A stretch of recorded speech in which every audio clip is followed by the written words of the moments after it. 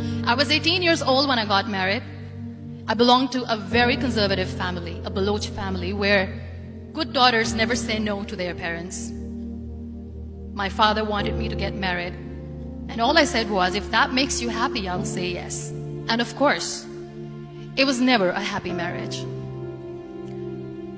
Just about after 2 years of getting married, about 9 years ago, I met a car accident. Somehow my husband fell asleep and the car fell in the ditch. He managed to jump out, saved himself. I'm happy for him. But I stayed inside the car and I sustained a lot of injuries. The list is a bit long. Don't get scared. I'm perfectly fine now.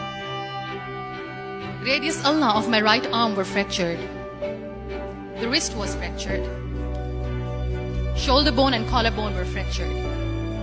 My whole rib cage got fractured. And because of the rib cage injury, lungs and liver were badly injured. I couldn't breathe.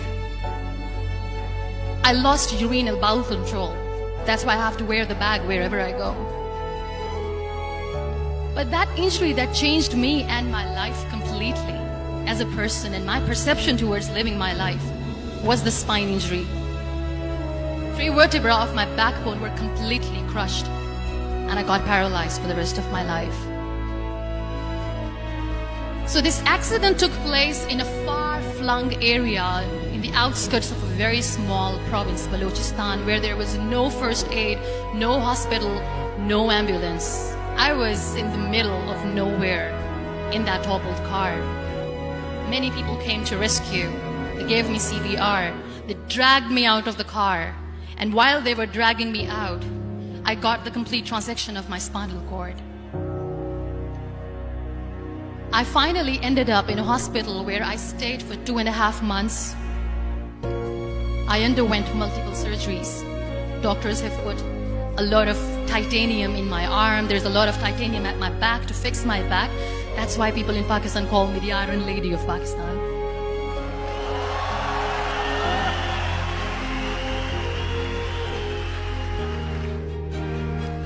Those 2.5 months in the hospital were dreadful. I will not make up stories just to inspire you. I was at the verge of despair. One day, doctor came to me and he said, well, I heard that you wanted to be an artist, but you ended up being a housewife. I have a bad news for you. You won't be able to paint again because your wrist and your arm are so deformed, you won't be able to hold a pen again. And I stayed quiet. Next day, doctor came to me and said, your spine injury is so bad, you won't be able to walk again. I took a deep breath and I said, it's all right. The very next day, doctor came to me and said, because of your spine injury and the fixation that you have in your back, you won't be able to give birth to a child again. That day, I was devastated. I still remember, I asked my mother, why me? And that is where I started to question my existence. Why am I even alive? What's the point of living? I cannot walk, I cannot paint, fine, I cannot be a mother. And we have this thing in our heads, being women, that we are incomplete without having children. I am going to be an incomplete woman for the rest of my life. What's the point? So my mother said to me, this too shall pass. God has a greater plan for you.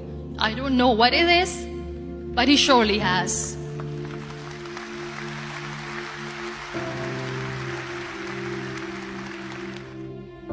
So what kept me going was, one day I asked my brothers, I know I have a deformed hand, but I'm tired of looking at these white walls in the hospital and wearing these white scrubs.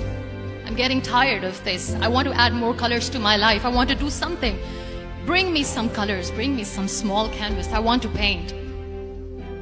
So the very first painting I made was on my deathbed, where I painted for the very first time.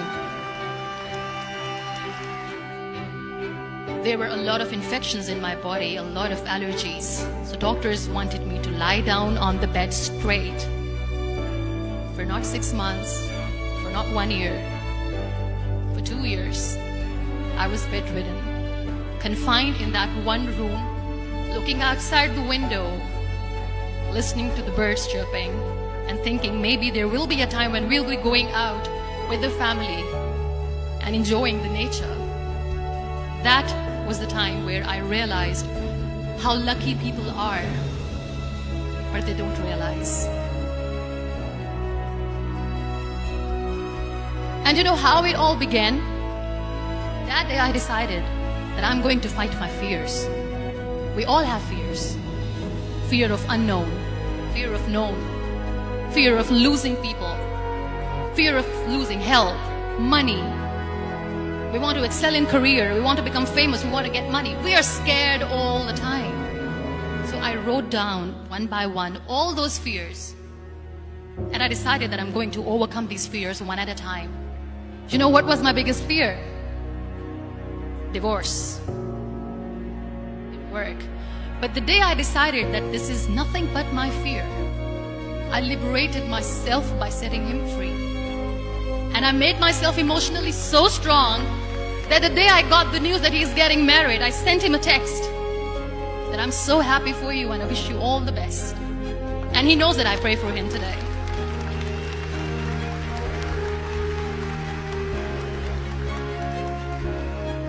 My biggest fear, number 2, was I won't be able to be a mother again. And that was quite devastating for me. But then I realized there are so many children in the world, all they want is acceptance. So there is no point of crying, just go and adopt one. And that's what I did.